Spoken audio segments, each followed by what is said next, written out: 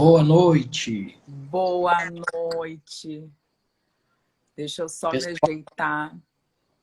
vou apresentar você, a Tá Gabi, bem. como a gente chama, é minha colega de pós-graduação de nutrologia, né? A gente faz a pós-graduação juntos, EAD, pela USP de Ribeirão. E gostamos de muita coisa ali, outras coisas a gente acaba não concordando muito, né, Gabi? Porque É, é uma coisa mais tradicional, mas eu acho que para a gente pensar fora da caixinha, a gente tem que entender a caixinha também, né? Então, várias coisas a gente não concorda, mas a gente está lá para ouvir os argumentos e os contra-argumentos, né, Eurípides? verdade. Mas então vamos lá, se apresenta para o meu público, fala um pouquinho da sua história, da sua formação, o espaço é seu. Bom, eu acabei de chegar do trabalho, tô meio atrapalhada ainda, mas enfim. Bom, meu nome é Gabriela Streit, sou médica, tenho... Esse ano eu completo 14 anos de formada.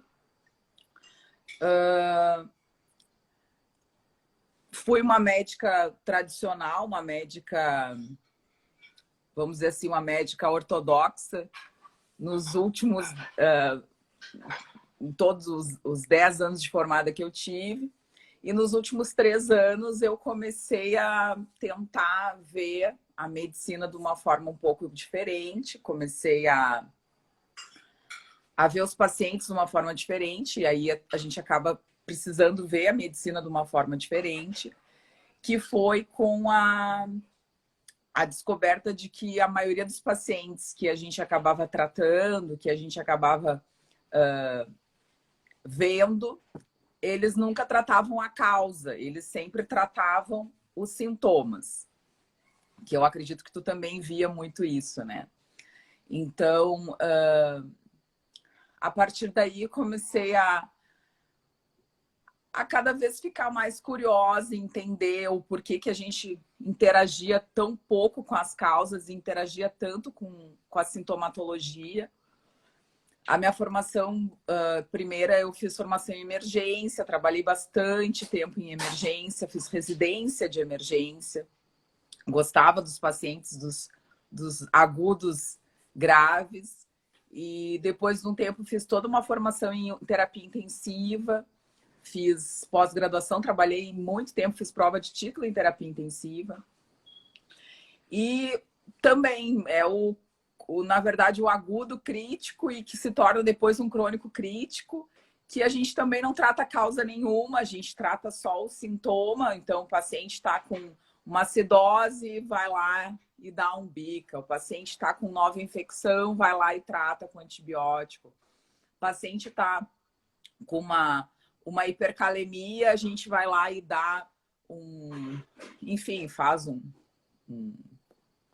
uma glicoinsulina, enfim, faz os tratamentos básicos, padrões de terapia intensiva.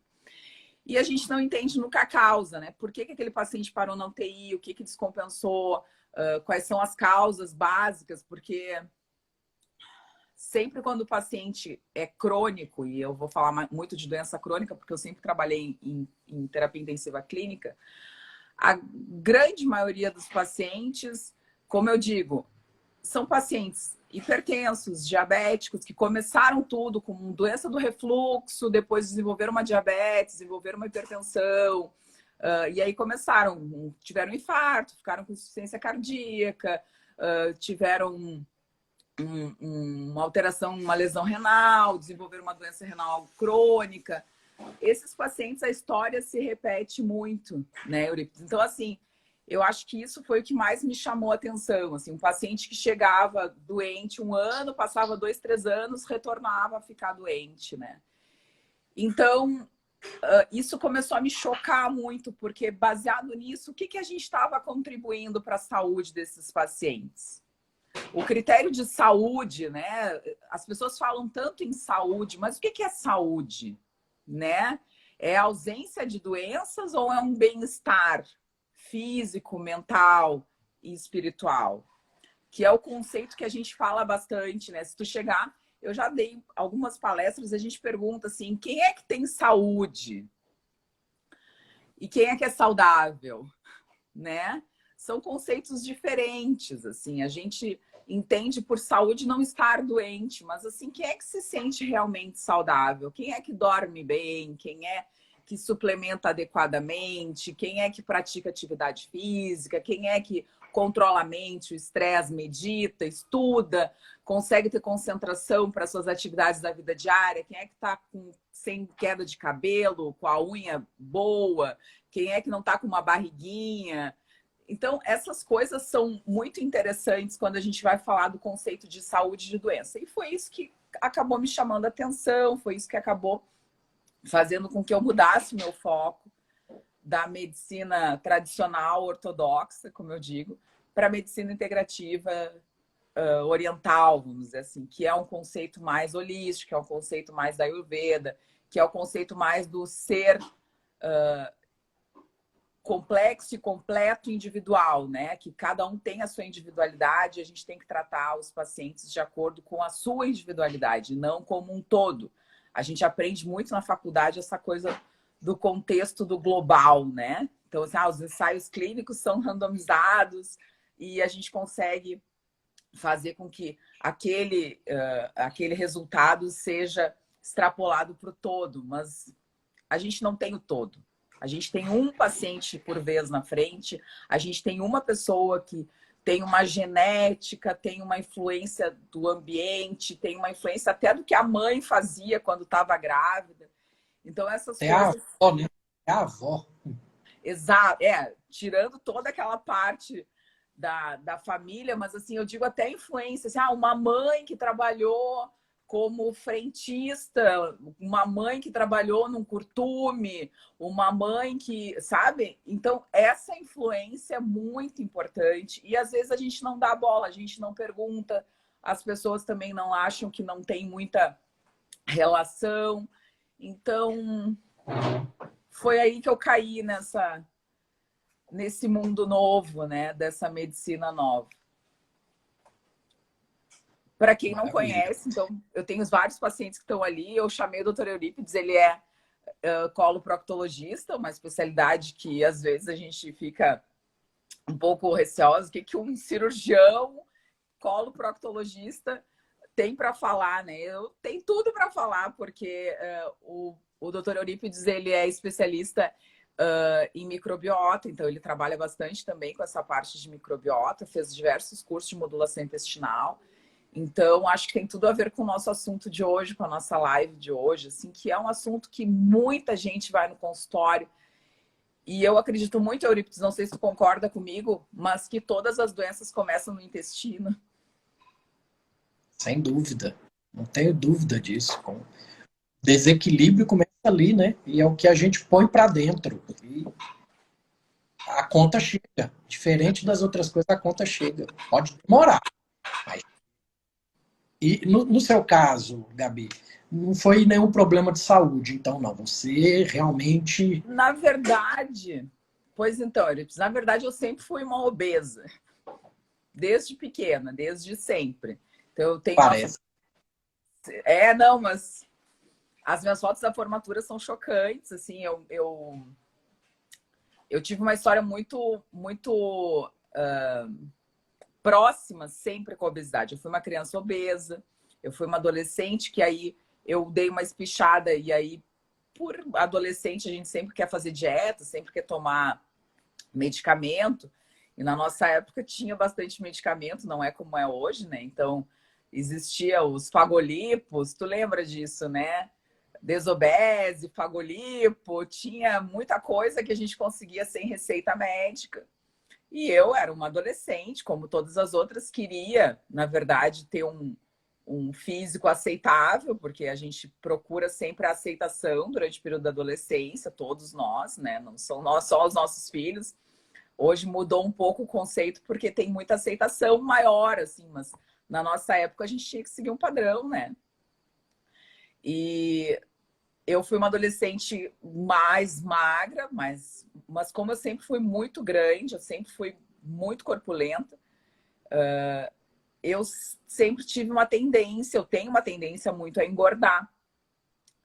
Então, eu fui para a faculdade, comecei a engordar, porque na faculdade só estuda, estuda, estuda, e o material para manter acordado é comida. A gente come, come, come, estuda, estuda, estuda. E se tu já tem uma tendência a ser mais obeso e a comer coisas mais, calóricas e talvez mais amiláceos, né? Que é o que a gente acaba comendo quando está estudando, né? Ou é um chocolate, ou é uma bolacha. Eu comia muita pipoca, sempre gostei de comer muita pipoca. Então, tu vai acabar fazendo com que o amido venha, né, de uma forma muito maior. E quem tem essa tendência, quem tem resistência insulínica, vai acabar acontecendo. Então, no final, durante a faculdade, eu viajei, eu fiz um intercâmbio, eu morei um tempo na Nova Zelândia e eu trabalhava num restaurante. E nesse restaurante eu tinha muita pena. Eu nunca contei isso, né? Eu vou contar agora. Eu tinha muita pena de jogar comida fora. Eu era uma kitchen hand. Kitchen hand é uma pessoa que faz tudo dentro da cozinha, né? E aí eu tinha muita pena, porque chegava no final do expediente, era um buffet, e aí tinha que colocar todas as comidas fora. E eu ficava com muita pena de colocar as comidas. E aí eu comia, eu tinha vontade. Então eram cheesecakes, eram tudo que tu possa imaginar, eu comia. E aí eu cheguei em Auckland com, acredito, eu sempre tive 60, 65, 70 quilos no máximo. E eu cheguei de volta no Brasil com 100 quilos. Vixe. E aí os meus exames degringolaram. Eu me formei com 90 e poucos quilos. Foi bem complicado, assim. E aí eu comecei a ficar diabética, com resistência insulínica. Enfim, todas os pormenores que uma síndrome metabólica te traz. E aí acabei casando. Aí nas gestações tu acaba sempre engordando mais. Então... a gente acaba colocando outras prioridades, como todo mundo diz, né? Mas uma hora a conta chega, né? Como eu digo para os pacientes, cada escolha é uma renúncia. Então a gente tem que tentar fazer com que as coisas sejam talvez mais tranquilas possíveis e, consequentemente, mais metódicas possível. A gente precisa ter rotina, a gente precisa se conscientizar de que é importante, que ninguém vai fazer por ti, que tu tens que ser responsável pelas tuas escolhas, pelo teu corpo, pela tua alimentação, pelos teus hábitos, por tudo. As pessoas conseguem fazer com que sempre ou coloquem a culpa em algo ou terceirizem algo. Elas nunca pegam responsabilidade para si próprio. E isso é uma coisa que talvez seja o principal elemento pelo qual as pessoas não se curam. Elas procrastinam, elas colocam culpa em algo que não existe, porque culpa é um sentimento que não existe, é um sentimento que a gente cria. E, ao mesmo tempo, essas pessoas terceirizam muito as coisas. Então, elas acham, o fulano vai me ajudar, o ciclano vai me ajudar, e não é assim. O processo todo é através da autocura.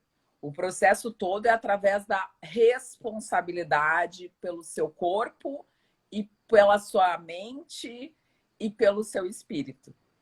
Então, a partir do momento que tu começa a entender isso, que ninguém vai fazer por ti, e que, no meu caso, eu tenho 2 filhos para criar, eu não posso ficar doente, eu não quero ficar doente, e eu tenho muita coisa para fazer ainda, eu comecei a me autocurar. Então, eu fui atrás de fazer atividade física, eu fui atrás de curar minha mente, de curar minha ansiedade, fui atrás de ver alimentos que realmente iam ao encontro com o que eu pensava como saúde, como qualidade de vida.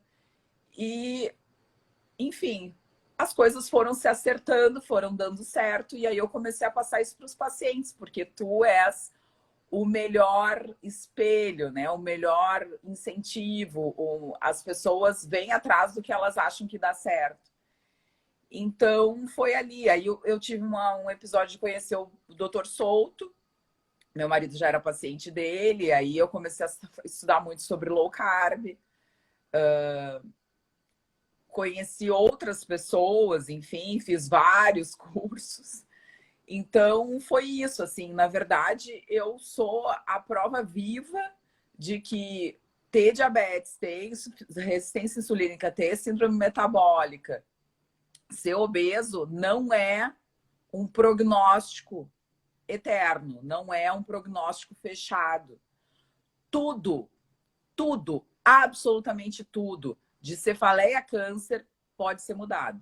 Só que a pessoa precisa querer. Se Maravilha. ela não quiser, ela não consegue. Maravilha, maravilha. Não estava nem programado isso, né? Mas esse Já foi. depoimento, não, mas esse depoimento foi maravilhoso.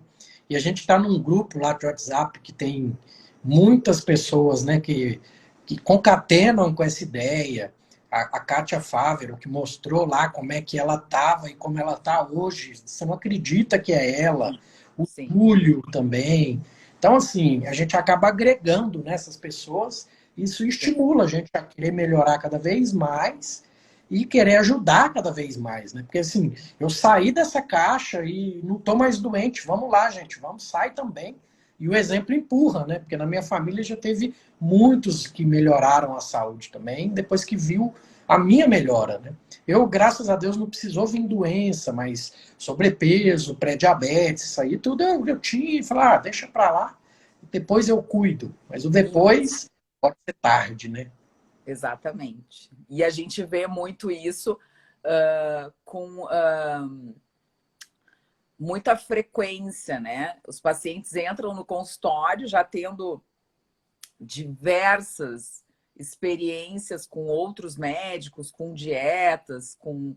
Tu vê isso, assim. E com aquela sentença, eu vou ser obeso, eu só vim aqui para dar uma melhoradinha, né? Que é o que a maioria fala. Só que abrir mão de certos alimentos, que é o que eu acho que a gente vai falar um pouquinho hoje, deu uma travadinha.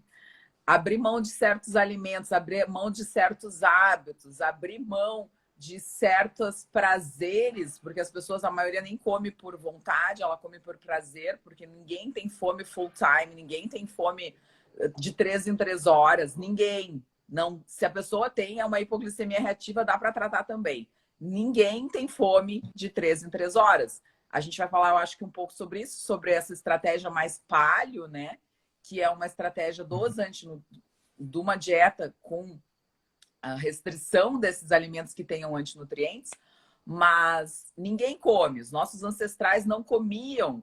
Eu costumo muito dizer no consultório isso. Tu acha que o homem da caverna, ele ia lá e fazia um cafezinho preto com 2 ovinhos mexidos, tomava e dizia, meu amor, estou indo caçar. E aí ele saía, bando afora, mata dentro, para caçar e não era assim. As pessoas saíam em jejum. Ai, porque jejum intermitente. Ai, meu Deus, como é que eu vou ficar sem comer? Ai, que horror. Ai, eu vou fazer uma hipoglicemia. Meu amor, você passa 12 horas, 14 horas dormindo e não morre? Porque o corpo é sábio, porque quem nos fez, Deus, Buda, Alá, seja lá quem for que nos criou, fez o nosso organismo da forma mais sábia possível. Nós dormimos e transformamos outras fontes de energia em glicose. Graças a Deus e a gliconeogênese. Então, as pessoas achar que jejum é uma estratégia ruim, evitar, ai, não vou comer carne, carne causa câncer. Pega o Google acadêmico e olha quantos artigos tem defendendo carne, quantos artigos tem condenando carne. Leia, tire as suas conclusões, experimente. Faça do seu corpo o seu laboratório. Se você está doente e algo está... Exato, não precisa ir muito longe, não, gente. Acabou o Tribo Forte, eu fiquei até meio triste, porque eu vi todos, já reli, revi alguns, mas tá mastigado ali, gente. O negócio ali, o doutor Souto, né, deixou o negócio ali. Então, isso é um legado. Vamos aproveitar que já está mastigado ali, que está baseado em ciência. Se você desconfia de alguma coisa que falou ali, ele dá a bibliografia para você ir atrás. Então, só não muda quem realmente quer continuar vivendo aí no Matrix, né? Mas vamos lá, vamos entrar no nosso assunto. Duas pessoas apaixonadas pelo que faz, então senão a gente vai ficar aqui a noite inteira falando dessas Ai, coisas. sim. Realmente é apaixonante, mas assim, vai ser algo que vamos dizer aqui que é muito além do glúten. Isso aí é o que o pessoal tem que ter Sim. em mente. E é o antinutriente mais conhecido, que tem livros e livros a respeito. Então vamos lá, as plantas realmente são sempre saudáveis, Gabi? Bom, assim, isso gera muita briga entre médicos, entre nutricionistas, entre coaches. Existem muitos coaches de alimentação, a gente conhece alguns, né, Eurípides? Pessoas que fazem cursos, enfim, para orientação dos pacientes e das pessoas, enfim.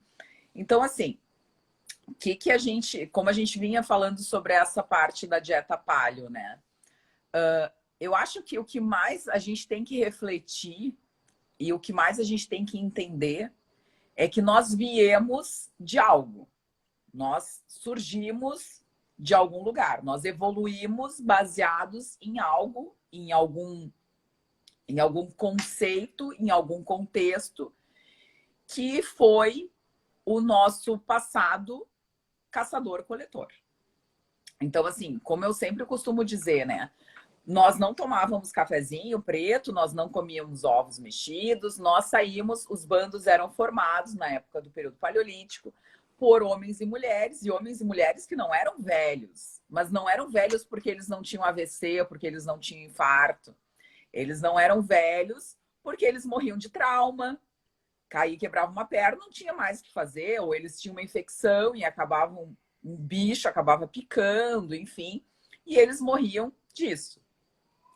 Então, esses bandos que eram formados por homens e mulheres, cada um tinha uma função. Então, os homens saíam para caçar, em jejum, caçavam. Quando eles caçavam, eles comiam sempre as vísceras, que eram quentes, e a carne, às vezes, eles comiam, traziam para o bando, às vezes não, dependendo do animal que era caçado. E as mulheres e as pessoas mais velhas, não os velhos de 80 anos, mas os mais velhos, do bando, vamos dizer assim, eles não saíam para caçar, eles ficavam próximos aonde eles estavam, coletando vegetais acima da terra, porque a gente não tinha agricultura, não existia o período da agricultura, nós estamos falando do período pré-agricultura, pré-uso da terra, pré-domesticação de animais. Então, eles coletavam coisas que tinham acima da terra e coletavam frutas que não eram absolutamente nada doces, não tinham nada de doce. Não era aquela laranja. Aqui a gente, no Rio Grande do Sul, a gente tem um mercado que chama Zafari. E aí a gente vai lá no Zafari comprar uma laranja, e a laranja é desse tamanho assim, ó, que tu te enxerga na casca. A casca é completamente brilhosa. E quando tu abre aquela laranja não tem sumo, ela só tem suco. Ela é uma laranja extremamente doce e sem bagaço, ela só tem o suco. Então, não era essa laranja que o homem do período paleolítico comprava ou conseguia. Eram frutas pouquíssimo doces, pequenas, horrorosas, que é o exemplo das coisas orgânicas que a gente tem hoje. Então, assim, dizer que nós nos desenvolvemos do período paleolítico para o período neolítico, que foi o grande desenvolvimento da nossa civilização, onde a gente teve um aumento da calota craniana, onde a gente teve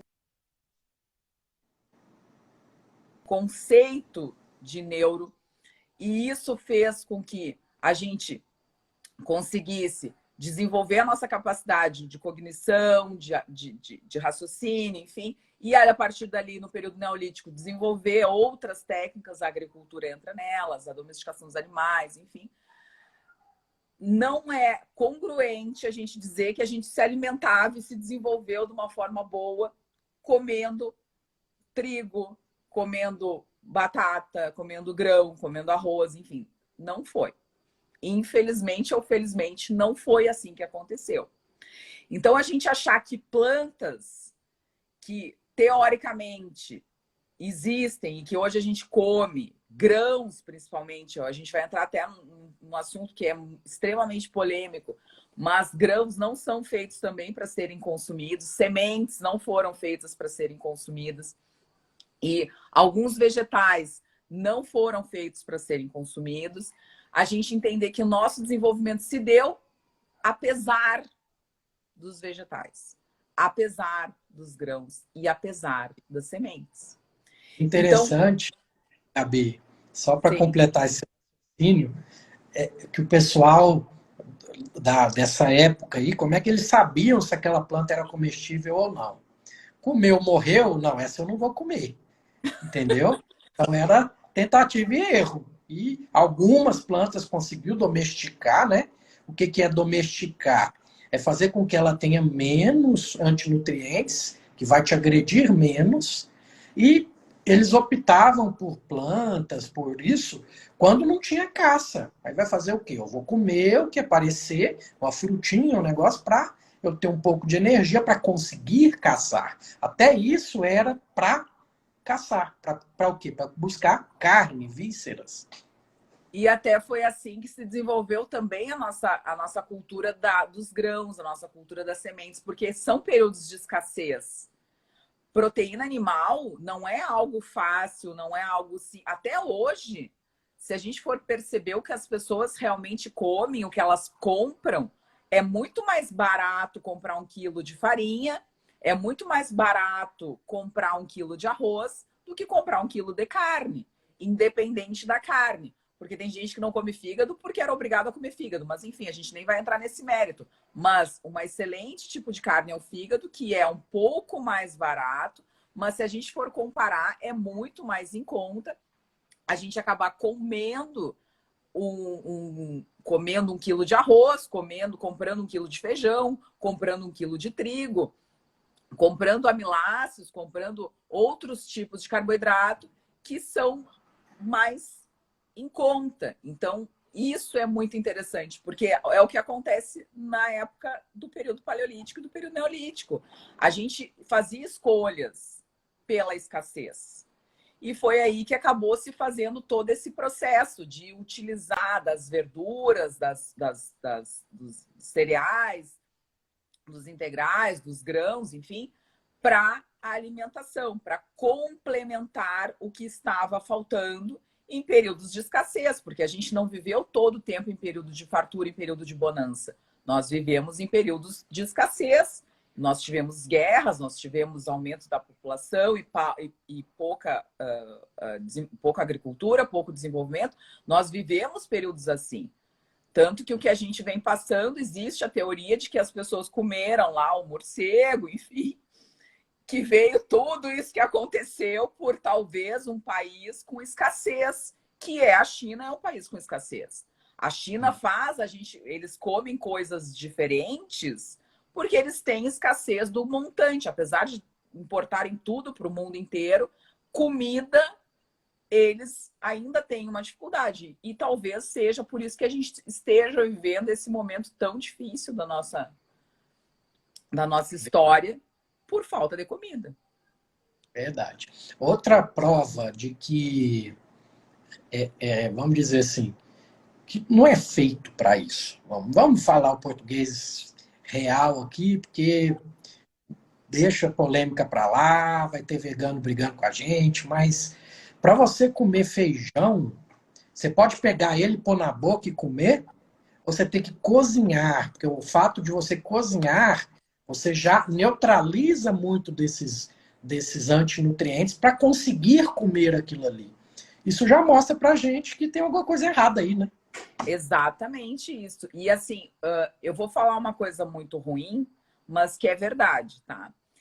Eu não consigo entender uma estratégia nutricional que você precisa fazer uma ingestão de B12 todo mês.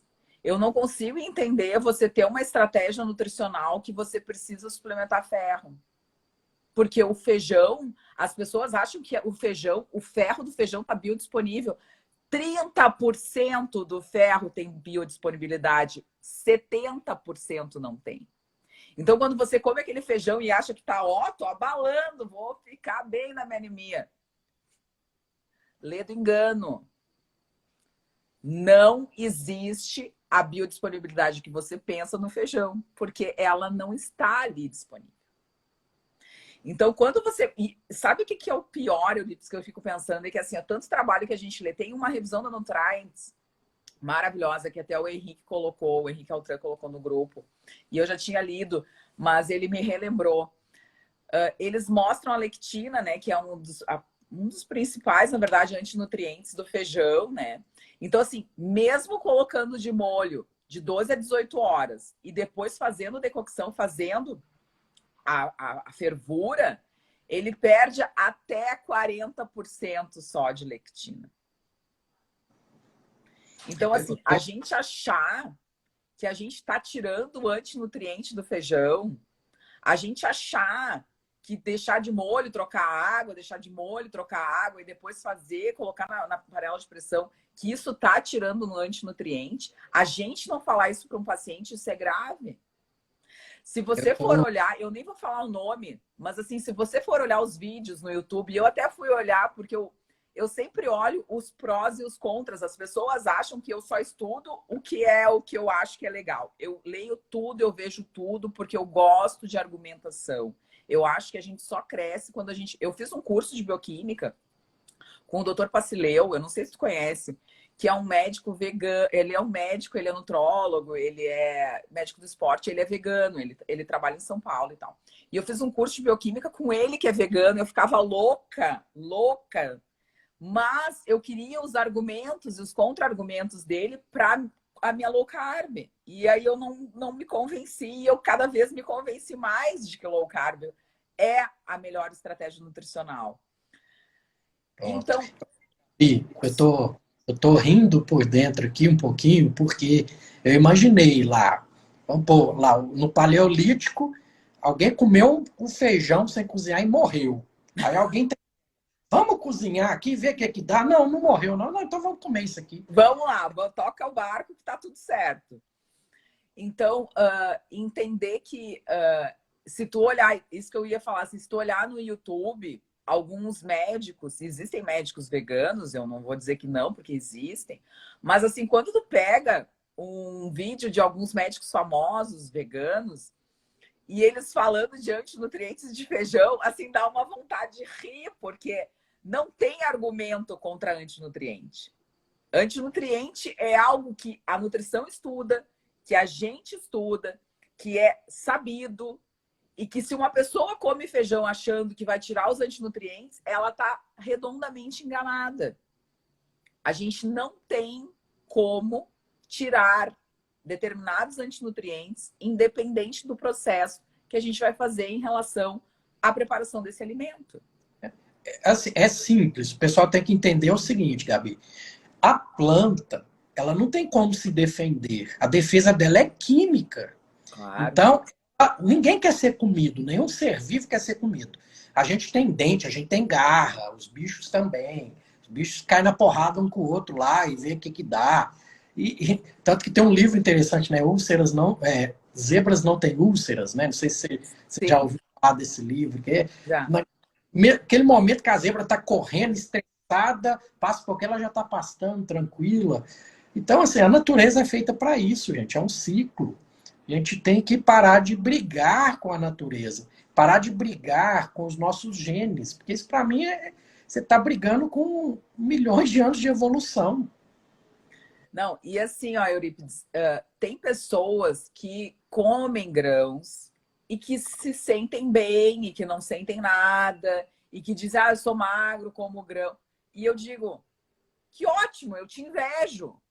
Parabéns, excelente. Só que assim, ó, isso é uma adaptação, mas a grande maioria não tem essa capacidade. Infelizmente. Nós não fomos, o nosso sistema digestório, tu tá aí para falar melhor do que eu, o nosso sistema digestório ele não está preparado para a ingesta de determinados alimentos e principalmente de alguns vegetais e de alguns grãos e sementes. Então, partindo desse pressuposto, não tem o que fazer. Você tem que tentar fazer com que a sua dieta seja o menos inflamatória possível, porque a partir do momento que você ingere esse tipo de alimento, além de você absorver menos nutrientes, porque os antinutrientes têm esse nome, de que eles diminuem a absorção, prejudicam a absorção de alguns nutrientes, de alguns oligoelementos, que a gente chama, vitaminas e minerais. E, além disso, os antinutrientes corroboram para que o paciente que já tem uma doença autoimune, por já ter uma desbiose, já ter um aumento da permeabilidade intestinal, permaneça, perpetue essa desbiose. E, consequentemente, perpetuando a sua própria doença, perpetuando o seu próprio quadro clínico e, às vezes, desenvolvendo outra doença, porque ninguém diz que uma pessoa que tem psoríase não vai ter tireoidite Hashimoto, que são duas doenças autoimunes. E se a gente for ver a síntese de toda a tireoidite Hashimoto, de toda a psoríase, de toda a dermatite atópica, toda está ligada com o seu intestino. Verdade, verdade. Então, essa questão dos antinutrientes aí.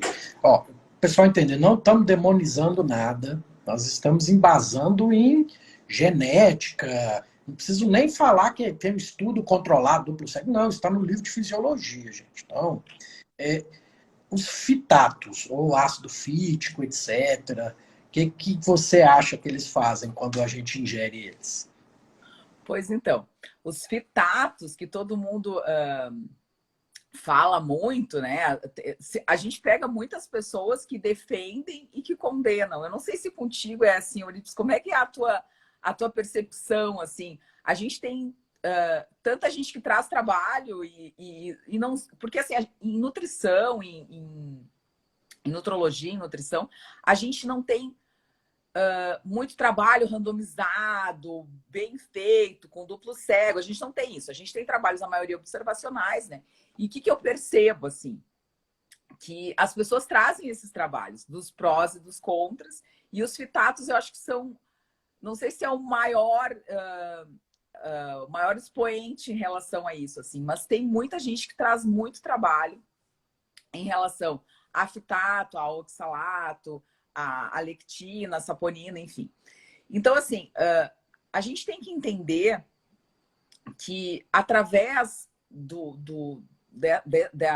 da sapiência de alguns antinutrientes, como os fitatos, a gente consegue perceber que podem provocar diminuição da absorção, podem provocar doenças, dependendo do que a gente consome e a quantidade que a gente consome. Então, assim,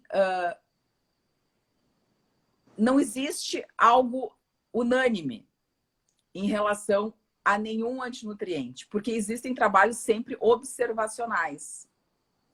Mas, baseado nisso, a gente percebe que os pacientes têm dificuldades alimentares, têm dificuldades absortivas e têm dificuldades intestinais, baseado nessa ingesta de alimentos como os fitatos, por exemplo.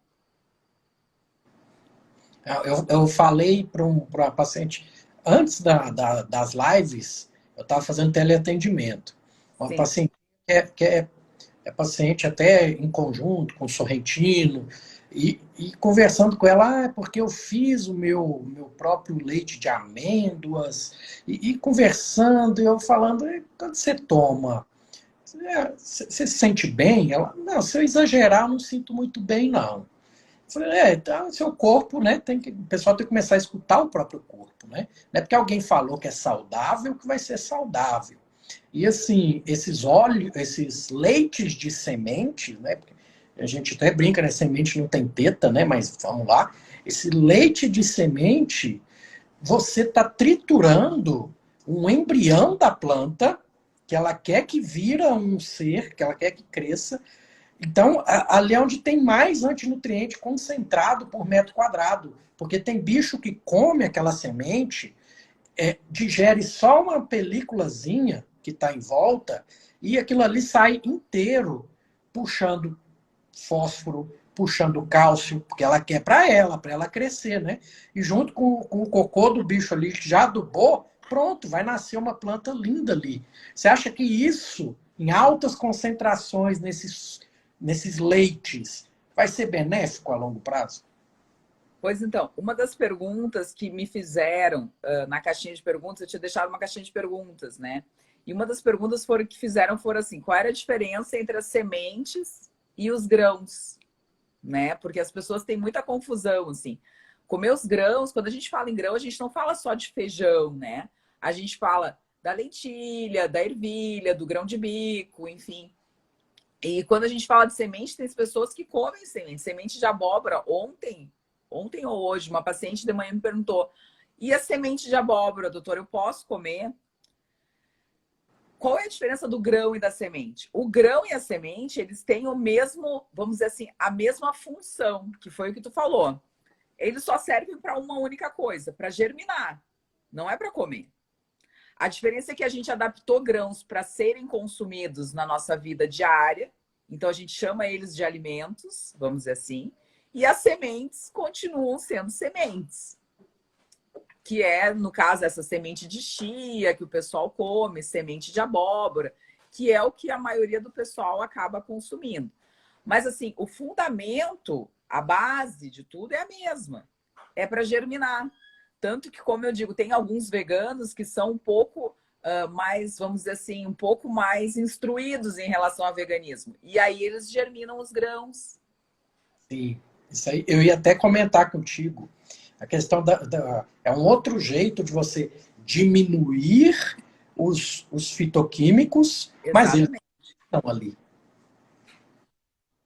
Exatamente isso. Mas, assim, tem pessoas, e eu respeito muito o veganismo, eu tenho pacientes veganos, e eu respeito muito, porque são vários os motivos pelos quais uma pessoa se torna vegana ou Nós não nasce. estamos falando aqui, hora nenhuma, da filosofia. Claro Não. que não, claro que não. E a gente, quem é a gente para julgar alguém? Eu acho que cada um entende, tem o seu sentimento e tem a sua convicção baseada em algo. Só que assim, tudo que você faz, você tem que estudar, você tem que ler, você tem que entender a consequência que você pode ter. Você vai lá e dá um tiro em alguém. Existe uma consequência. Você pode ser safar, não acontecer nada, mas você pode sofrer um processo, você pode ser punido, você pode ser preso. Tudo no mundo é a lei de ação e reação, causa e consequência. Você vai acabar tendo uma consequência. Então é melhor que você se informe, que você tente diminuir o maior número de risco, o maior número de possibilidade ruim, para que você não venha depois a sofrer uma consequência que você achou que não iria ter ou que você nem programou que possa ter. Então, essa relação dos grãos com a germinação é algo que é bastante importante para que a gente possa, talvez, diminuir, como tu disses, não é? Mas não eliminar, porque já se sabe que grãos germinados não têm eliminação total dos antinutrientes. Maravilha. Então, aí a gente entra agora nos oxalatos. Ah, Então, nós vamos lembrar da infância aí, o Popeye, que comia espinafre e ficava fortão ali, achando que estava abafando, comendo um monte de espinafre. sim, a quantidade de espinafre, a quantidade de oxalato no espinafre é muito grande. Talvez, eu não sei se é, mas eu acredito que seja o maior de todos os exemplos, eu acredito que seja o maior em relação em 100 gramas, a maior quantidade de oxalato. E Quem sabe, lê, sabe o que mais ele tem, Gabi? Que o pessoal crucifica e fala que tem na carne vermelha, o temal, o tal do temal, mal. o espinafre está cheio também.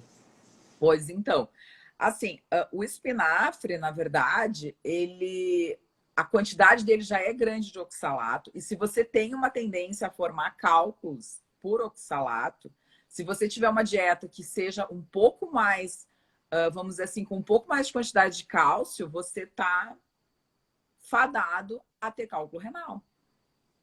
Os cristais de oxalato de cálcio são cristais de depósito nas vias urinárias, ou seja, de formação desses cálculos, a grande maioria, mais de 90%, é por oxalato de cálcio. Então, essa formação, essa quelação do oxalato com o cálcio forma esses cristais. Então, se você tem a tendência a formar cálculos, você tem que talvez se afastar dos alimentos que têm oxalato e talvez se afastar quando comer esses alimentos, tentar uma quantidade bem pequena, se você precisa comer, se você tem essa necessidade, e evitar alimentos com cálcio associado, por exemplo. Mas ele não quer só o cálcio, ele quer outros micronutrientes, então ele quer o cobre, o manganês, o zinco, o molibdênio. Então, os oxalatos, eles são quelantes por natureza. Eles diminuem a absorção e quelam alguns micronutrientes extremamente importantes para o metabolismo, para uma boa fisiologia. Então, a gente pensar que está comendo aquele espinafre porque a avó mandava a gente comer, ou porque a gente viu no desenho, não é bem assim.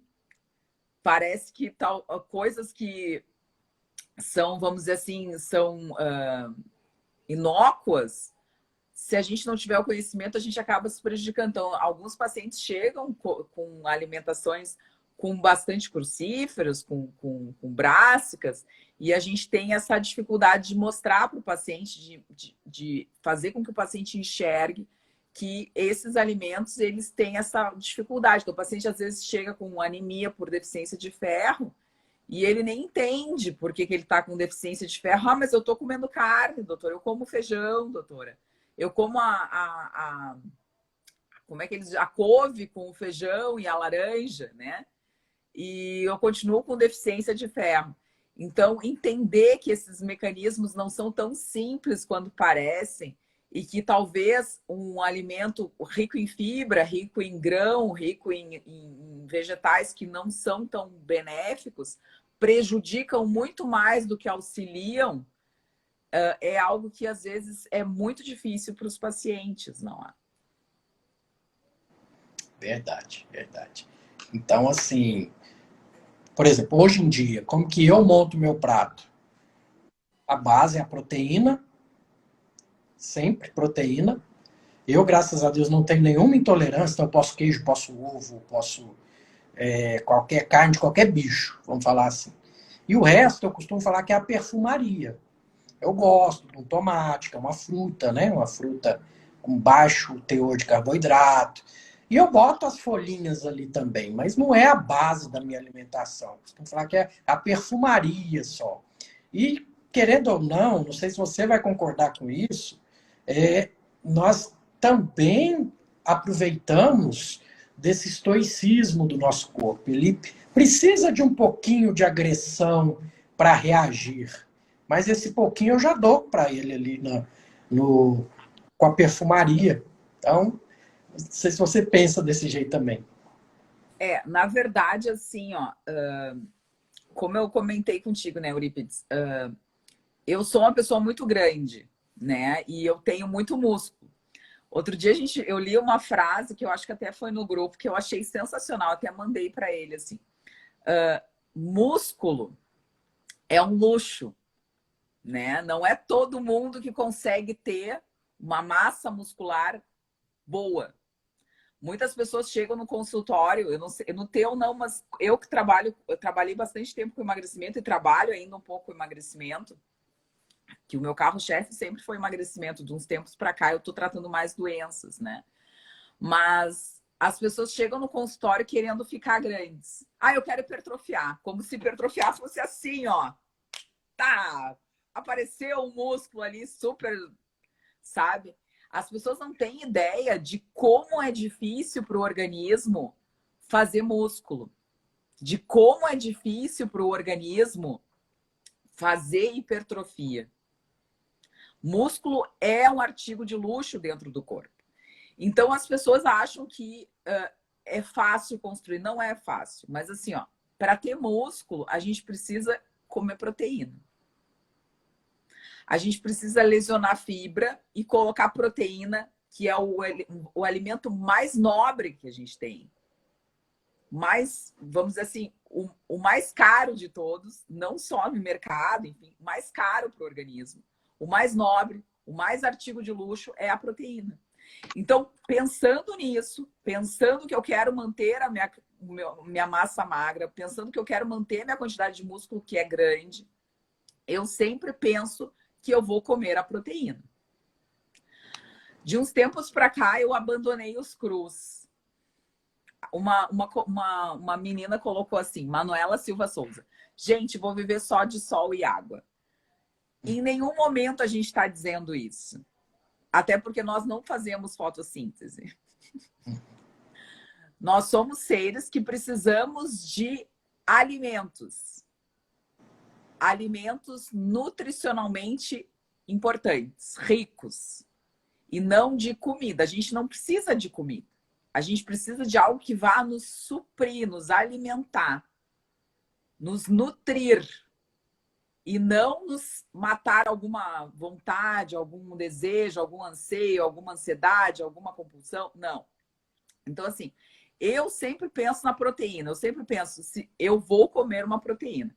E depois disso eu monto meu prato de acordo com o que eu tenho de acompanhamento. Mas, assim, eu prefiro comer 2, 3 proteínas diferentes. Final de semana, eu fui num restaurante com 2 amigas, né? Que aqui abriu de novo, né? Não sei como é que tá aí, mas aqui deu uma aberturinha. Nós fomos no restaurante, eu fui com 2 amigas que fazem estratégia nutricional, não como eu, mas estão entrando no processo. E eu comi carne e comi salmão. E aí eu vi que elas ficaram me olhando. Eu comi um pedaço de salmão e eu comi um pedaço de carne. Porque a proteína me sacia. A proteína e a gordura são 2 coisas que, se tu comeres, tu não precisa comer mais. Ela é extremamente nutritiva, é o alimento mais nutritivo que existe. Quando a proteína cai no estômago, ela tem essa liberação de diminuição da grelina e melhora da leptina. Então, a gente consegue ter mais saciedade com a proteína como primeira opção no prato. E, além disso, a gente consegue fazer com que os outros alimentos não tenham... A gente tem um espaço fechado, a gente tem um estômago X. Então, assim, depois que tu colocou um alimento com alto valor biológico que aumentou a tua saciedade, tu não precisa mais comer nada. Então, a perfumaria, talvez, seja o resto. Então, às vezes, tu serve e tu nem come. Então, é preciso... Até para comer, a gente tem que ter uma inteligência emocional, como eu digo. A gente tem que saber o que comer, o que escolher e o que optar por comer antes. E é assim que a gente acaba fazendo isso, né? Certo. Acho que cobrimos bem o assunto, né? Sobrou os goitrogênicos, se você quiser falar um pouquinho. Na verdade, os goitrogênicos, eles também são uma outra classe de antinutrientes, né? Mas estão muito relacionados com a tireoide, com o metabolismo do iodo. A gente tem uma dificuldade, a gente vê muita doença autoimune, a gente vê muita doença da tireoide, né? E essa relação também pode ser em relação... A gente, no Brasil, a gente tem um baixo consumo de iodo, né? As pessoas têm uma restrição, tanto que colocaram sal como iodado, porque se a gente for no Japão, for ver no Japão, o nível de iodo que é consumido pelos japoneses é 50 vezes maior que o nosso, né? Então, e se a gente for pegar os trabalhos, a gente vê isso também, né? Que os japoneses têm uma menor taxa de hipotireoidismo, enfim, de doenças da tireoide. Então, a gente já consumia alimentos com baixo teor de iodo e ainda por cima a gente ter antinutrientes que diminuem a absorção de iodo, diminuem a captação de iodo, contribuem muito para essa avalanche, para essa epidemia de doenças da tireoide que a gente tem hoje em dia, né? Então, assim, entender que tudo que a gente come pode ter um efeito dentro da nossa saúde, né, Eurípides? E o nosso intestino está aí para dizer isso, né? Que as pessoas têm essa dificuldade de entendimento de que tudo que a gente come tem, sim, uma relação para absorção, uma relação para as doenças e principalmente para a diminuição dos níveis de saúde. Pronto. Nosso tempo já está correndo, porque quando o papo é bom, a gente nem vê a hora que tá, né? mas eu sempre peço para meus convidados, Gabi, livros que mudaram sua vida. Pode ser da área, fora da área, o espaço é seu.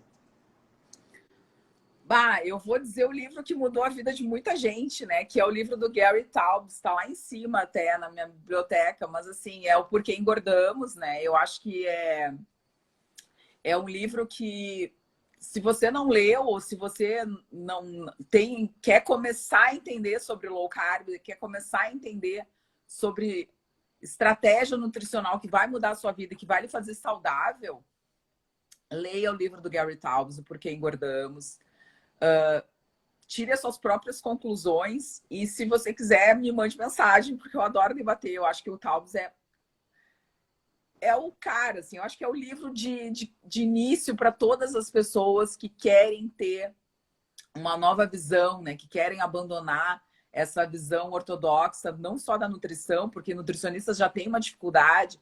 A gente discute muito isso, né? Nutricionista tem uma dificuldade muito grande de entendimento em relação à alimentação, em relação ao que eles aprendem algo e eles se mantêm fixos naquilo ali. Talvez os médicos estão acordando, eu acho que tem muito nutricionista, tá aí o Henrique Altran, que está estudando e é uma pessoa extremamente inteligente, extremamente capaz, mas tem outros nutricionistas sensacionais que a gente tem no Brasil que realmente estão mudando essa visão, estão saindo da caixa, estão tentando fazer com que a gente consiga dar níveis ótimos de saúde para os pacientes e modificar essa cultura do amido a todo custo, do xarope de milho a todo custo, do carboidrato a todo custo.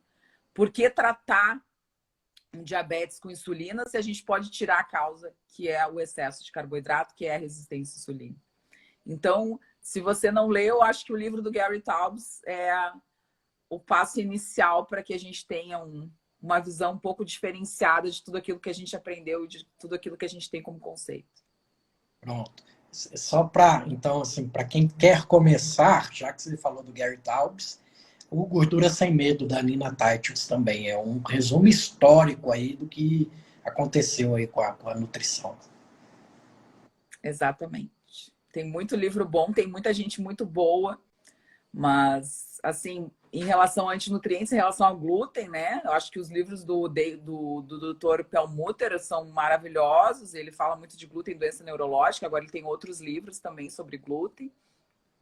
Em relação aos nutrientes, a gente tem outros livros de outras pessoas não tão famosas, mas a Amy Myers também fala sobre doença autoimune e os antinutrientes, no livro dela. Então, a gente tem bastante livro interessante, assim, sobre essa visão diferente e apaixonante da nutrição e da medicina, né? Maravilha. Gabi, como que o pessoal te encontra? Quais são os projetos futuros? Conta pra gente. Bom, eu ainda trabalho, né? Faço terapia intensiva, estava na UTI até agora, mas tenho meu consultório, né? Eu trabalho aqui em Porto Alegre, trabalho com consultório hoje de medicina integrativa e de nutrologia. Acredito muito no papel da nutrição, acredito muito no papel dos alimentos como mudança do estilo de vida e da qualidade de vida, enfim, dar saúde para os pacientes. É isso que eu quero, né? Modificar a vida dos pacientes com qualidade e para sempre, que nem eu digo, né? Então, ensinar os pacientes o que realmente é bom, como a gente fez essa live hoje, né? Mostrando o papel de alguns antinutrientes, mostrando o papel da importância de evitar grãos, por exemplo, numa doença autoimune, mas é a partir daí que o paciente começa a entender, começa a se testar, Então, é a base de tudo. Então, eu faço muito consultório, tenho hoje um público mais, vamos dizer assim, mais de doenças mesmo, que era o meu objetivo inicial. Então, hoje faço consulta por telemedicina, enfim, mas o foco do meu público é aqui. Então, se você quiser vir na consulta presencial, eu acho que o paciente aproveita muito mais. Acho que às vezes a telemedicina a gente não toca, como eu digo, não vê o cabelo, não vê a unha, não vê o cheiro, não. Então, eu gosto muito de consulta presencial. Mas a telemedicina está aí para nos ajudar, para difundir e cada vez mais, né, esse conceito de que a gente tem de saúde integral, né, de mostrar que os pacientes podem mudar a vida por pequenas mudanças que, na verdade, se constitui por o grande ideal maior, que é a saúde. Maravilha, maravilha. Essa live demorou um pouquinho a sair, mas quando saiu foi top, foi maravilhoso. Fiquei muito feliz, feliz em tê-la conhecido na pós, feliz pela amizade aí que é para a vida toda. Que Sim, precisar de mim eu estou à disposição. sim. Gratidão e carpe diem. Gratidão enorme. Vou fazer o curso. Eu já me matriculei no curso do professor, do Jean. Então, te agradeço demais, porque logo, logo já vou ter um pouquinho do teu conhecimento em relação à modulação intestinal. Mas que eu acredito muito nisso, né? Por isso que eu aceitei tanto. Eu não sou de aceitar muito. Esse mês eu resolvi, porque tanta gente me convidou para fazer live e eu sempre tenho muita vergonha. Eu sou, apesar de falar muito, eu sou super envergonhada. Então, eu fiquei muito feliz, assim, porque eu acredito muito no intestino. E eu acredito que a gente tem que ter mais coloproctologistas integrativos, mais coloproctologistas preocupados com o que está entrando, não só com o que está saindo. Como faz diferença a gente ter profissionais bons, profissionais capacitados, profissionais especialistas nesse campo que é tão difícil para nós. Eu vi uma mensagem ali que eu fiquei tão chateada. O médico falando de nutrição é sempre um triste reducionismo. Meu querido, infelizmente a gente não está aqui para falar o que as pessoas querem ouvir. A gente está aqui para falar o que a gente estuda e o que a gente vê no consultório. Então, médico trata de doença. E nutricionista trata de dieta. Então, são coisas completamente diferentes. Quando a gente consegue agregar, olhar uma doença de uma forma diferente, talvez aí sim a nutrição comece a se aproximar da medicina. Mas com esse tipo de comentário, infelizmente, a gente só se afasta mais e percebe que cada vez mais os pacientes precisam de médicos como nós. Só isso que eu tenho que dizer. Eu tenho muita gratidão pelo teu comentário, por eu ver que eu estou no caminho certo e que eu acho que eu e o Eurípides, a gente está no caminho certo. Porque acordar já é muito difícil. A gente tem a faculdade inteira contra nós. Então, a gente acordou, a gente está tentando e a gente está mudando. Eu mudo muito a vida dos meus pacientes. Eu tenho muito orgulho disso. Pensando em nutrição, estudando nutrição, lendo nutrição e, principalmente, me preocupando com os pacientes. E não precisa ir muito longe, não. Nosso grupo de WhatsApp lá, metade é nutricionista, metade é médico. E tem a mesma cabeça. Exatamente. Então, juntar forças aí para lutar contra isso mesmo. Exatamente. A gente está contra o sistema. Cabeças feitas pela indústria alimentícia, cabeças feitas pela indústria farmacêutica, e nós não queremos isso mais. Nem para mim, nem para minha família, nem para meus pacientes. E nem para ninguém. Ninguém merece tomar 10 comprimidos e não resolver o problema e ficar cansado, ficar com dor na articulação, e ficar exausto, e ficar sem memória, e ficar sem sono. Ninguém merece. Ninguém merece. A gente quer qualidade de vida, a gente quer saúde, a gente quer pessoas de bem, pessoas, como eu digo, pessoas de bem não incomodam. Pessoas de bem com a vida vivem a vida. E é isso que a gente quer. Que todo mundo tenha uma vida boa, com saúde. É só isso. A gente fez medicina para dar saúde para as pessoas e a gente acaba terminando a faculdade só dando remédio e paliativando doença. Maravilha. Como eu disse, né? Se deixar, a gente fica aqui até amanhã, né, Gabi? Um beijo, meu querido. Gratidão. Muito obrigada. É sempre um prazer falar contigo.